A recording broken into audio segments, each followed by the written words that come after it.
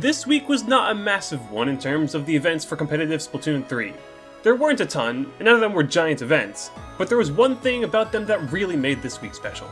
Community. In a game like ours, with basically no money and no support from anyone besides ourselves, all we've really got is each other. And this week, with several special events that made that particularly clear, we felt that more than ever. What's up, y'all? I'm Ranny, your favorite host, and let's break it down in the Weekly Ink. Starting from the top, Weeklies. Paddling Pool 314 had a pretty chill edition this time around, with a typical 20 teams or so coming out. This week was won by Frutella in a close bracket reset after getting upset by Splatoon 3 in winners finals. The team lost 0-3 initially, went to Game 5 in the first grand set, then returned the favor with a 3-0 bracket reset to get their well-earned win. Later that evening, Swimmer Sync 184 was won by, you guessed it, another Hershey pickup with Sweet and Sour. The team bodied everyone they played in this event, dropping a total of 3 games and taking grand finals undefeated. Congrats to Liam, Nudies, Tiki, Sunny, and Your Love for the win. And good luck to Hershey on his apparent quest to see what happens if a Sendu badge count reaches 3 whole digits. Moving on from Weeklies, we have a special request from one of our YouTube members, a new low-level event called Fracture Cup. Speaking of members, if you'd like to suggest events to be included in the Weekly Ink, consider becoming a member. In addition to being able to suggest events, you get tons of other perks, and it helps us a lot in our goal to support and grow the Splatoon community. Anyways, as we've come to expect from low-level events, there were some surprising upsets, specifically with the event's winner, Idiot Reapers. As the 5th seed, the team managed to double eliminate Seed 1, Duality, as well as Seeds 2 and 4 in order to get their win. Congrats to them, and thanks to Glitched for suggesting this event.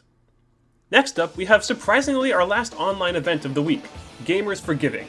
This charity tournament was a collaboration between us here at IPL and Dapple Productions in order to raise money for gamers outreach, and the community came out in droves. The top 6 teams were all ripped straight out of Ludi Division 6, and all of the teams who showed up and played gave us quite the show to support the cause. Once again, Moonlight fell just shy of getting their big win, getting double eliminated by none other than Hershey Has a Big Heart. Neither set was particularly close, with Hershey securing a 3-0 in both winners and grands to get the W. All in all, we raised $1,070.69, which is debatably the biggest W of them all. So thanks to everyone who played, watched, and supported the cause. It means a lot that we're able to do such great things as a community. Moving on from our online events, we had not one, but 2 qualifiers for the Splatoon 3 LAN Championships this weekend, Sea Battle Royale and New Inkland 4. As the final 2 qualifiers for the event, these were quite contentious slots, with tons of top talent trying to earn their slots for the big event.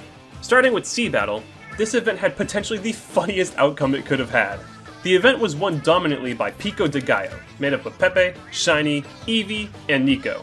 Sound familiar? Well, it should, because 3 of those 4 players were on Prickly Pear, the team that won Sunset Surge just 2 weeks prior.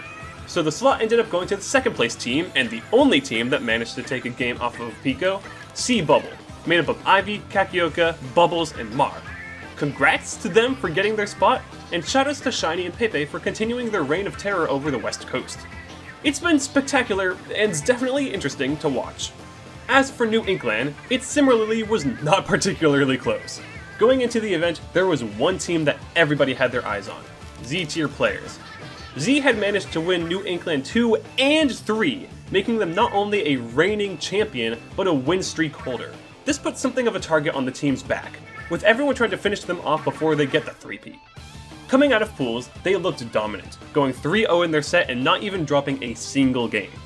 The best chance of stopping them was their other undefeated team coming out of pools, Mulberry, as both of them mowed through their opponents in semis. It was shaping up to be one of the best grand sets of the LAN Championships yet. And then Mulberry got 0-4. It wasn't even remotely close, to be honest. Z-tier is just built different. Third ended up going to my team, BSU Gristico, which was neat. Very satisfied with that result. But Z-tier is simply too powerful. Congrats to Storm, Neptune, 49er, and Ren for earning the final spot in the LAN Championships. And watch the LAN Championships! They are next weekend as of when this video goes up, April 27th, 2025, 7 PM Eastern Standard Time, over on Splatoon Tourney. We will all be watching. Go watch. Be a part of this monumental event. For our final section, we have our second to last week of CCA coverage. Before you ask, it was a makeup week for Ludi, so despite the fact that matches were played, there really isn't much to talk about. Sorry. Next week is playoffs, and we'll actually have something to talk about with those. There is a lot to go over here, so we're gonna fly through an abridged version of what happened in every div. In Div 8, Cat fished 5-0 the Gradatorinators, and EUCD got 5-2 on the Cardinals to secure their final spot. Division 7 saw two dominant 5-0s, with Grilled Cheese and Sheep making it to Grands.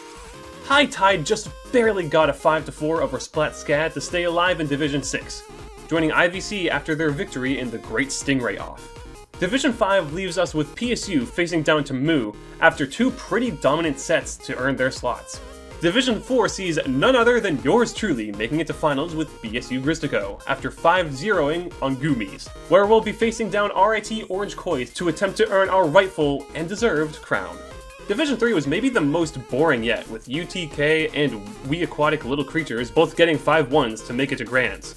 Division 2 has potentially the most hyped match of all of this season of CCA, coming up with H-Town Rebels and Smash Brothers fighting to earn their throne in the most competitive division of the league. And of course, Division 1 played out the way we all thought it would, with PSU Blue and Death Roll making their way to Grands. Will Death Roll get the back-to-back victory, or will PSU put the Gators down once and for all? By this time next week, we'll have all our CCA winners, and know for sure. And on that note, that just about wraps up our week. If you enjoyed, be sure to like and subscribe, and shout out to our community here at IPL, both our members on screen and all of you who watch and love what we do. We'll see you next time, same place, next week. Thanks for watching!